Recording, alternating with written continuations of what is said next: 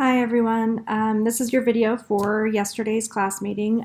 Bear with me, I am trying to do this going through a migraine, so I'm going to try and do it as quick as possible and get you the information that you need for your quiz this week. Next week I will go into a couple of these things a little bit further by doing some hands-on activities right at the beginning of class that I think are important. The first thing that we're going to talk about is fair versus equal. When talking about differentiation and accessibility, a lot of students will come in and wonder why one student gets to use one thing or gets to do an activity and another student does. And so next week we're going to be doing an activity in the classroom that I'm going to show you how you can kind of, squelch that right at the beginning. But fair versus equal. Equal basically means the same, and that you're treating everybody exactly the same in your classroom. And I know a lot of people think that everybody should be treated equally, but that is not actually the case. We want to make sure we're treating everybody fair, which means that everybody is getting what they need at their level. Equal means everybody's getting exactly the same. Now with differentiation, we do want them all to meet the same goal at the very end, but how we go about that goal is where the differentiation comes in. One of the ways you can differentiate is called scaffolding and tiered learning. And so that is kind of taking the end goal and then meeting the students where they are and getting them to that end goal. So one of those things might be something determining what their prior knowledge is. And so your whole class is going to have a giant gamut of what their prior knowledge is, and you need to meet that and then take them to where their goal is. When we're designing lessons, we want to make sure that we're engaging all students, and that's where differentiated instruction comes in. And so if you have a student who doesn't necessarily have the vocabulary for what you're going to be teaching, then you need to make sure that they do have that vocabulary and then they're able to move on. Whereas a student who might have different experiences might have that vocabulary. For example, I'm from Massachusetts. I'm used to snow and bad weather and blizzards, but a student from Oklahoma might not know what that's like, and might not know what it's like to have 12 inches of snow in one day or one storm. And so when you're teaching somebody like me about snowstorms and you're teaching somebody from Oklahoma about snowstorms, I'm going to have a different suitcase of knowledge than that student is. And so I'm going to be able to kind of meet that lesson at a higher level than that student is. And so we need to bring that student those experiences or that understanding, maybe through videos or some other type of way to show them and bring them up to where I am as far as knowing what a snowstorm looks like. Differentiation is not an individual lesson plan. It is not an IEP. An IEP, individualized lesson plan, is created in order to create different goals for students. So instead of everybody in the class trying to meet that same goal, the individual lesson plan or the IEP, individualized education plan, is making a different goal for that student. Okay, whereas differentiation is making sure everybody meets the same goal, just different ways of getting to that goal. Some samples, an example might be a math word problem. Okay, for a higher level learner, you might have a more complex word problem, whereas a lower level learner, you might have something that's a little bit easier for them to understand. For example, let's say 4 plus 6. Let's do an addition problem, 4 plus 6. So for a rudimentary or beginning learner, they might need like 4 apples with pictures of apples plus 3 oranges with pictures of oranges equals 7 fruits altogether. Where a higher or complex level learner, they might use the same, you're coming to the same end goal. You're wanting the 4 plus 3 equals 7. However, you might add in a decoy in there, something like that, like 4 apples plus 3 green beans plus 3 oranges, how many fruits altogether? Those green beans are a decoy. And so you're getting to that higher level learner because they already know the addition fact, and now you're giving them more information to kind of process. Some types of differentiation are the format, the raft, the think-tac-toe, learning menus, graphic organizers. One thing that you can also do, a very low prep, is jigsawing. Jigsawing is when you assign different parts of a particular topic to different groups, and then they teach the rest of the class the topic. So for example, in class this week, we were going to do a jigsaw activity where one group would study the format, another group was going to read up on the raft, another group was going to read up on tic-tac-toe, and then the last group was going to read up on learning menus.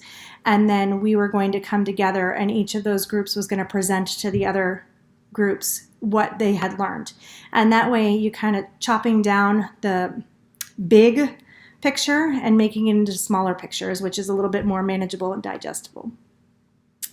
Learning menus or tic-tac-toe are great opportunities for differentiation where students have more choice in their learning and what they're getting, how they're getting to their end goal. So what learning menus or tic-tac-toe, I'll start with tic-tac-toe. Tic-tac-toe, basically you have a board and it's like a tic-tac-toe board. You have the different quadrants. And in each one is a different activity for the students to do. However, no matter which way they go, they're going to end up with the same end goal. For example, it might be something about states and capitals, where one box might be they're learning the states and capitals for the Western region. Another one is they learn the states and capitals for their Southern region or Southwest region. So each square has something different that they're learning, or it could even be a result of what they're learning. Maybe one square is create a graphic organizer for states and capitals. Another one might be create a brochure for a state and one state and its capital. Another one might be make a commercial for one state and one capital. So whatever it is, they're still learning their states and capitals, but they get to choose how they learn their information. Differentiation does not just present simple questions for SPED students. It presents questions in a way that students will understand, using that prior knowledge, like the snow example. You're meeting students where they are and taking them where you want them to be. Universal design and accessible design are two in the same. They are UDL and accessible design are things that are created for the good of one, but actually help many. An example of this would be wheelchair ramps on sidewalks. So on the corner of the sidewalk, you see those red ramps and they have the little bumps on them.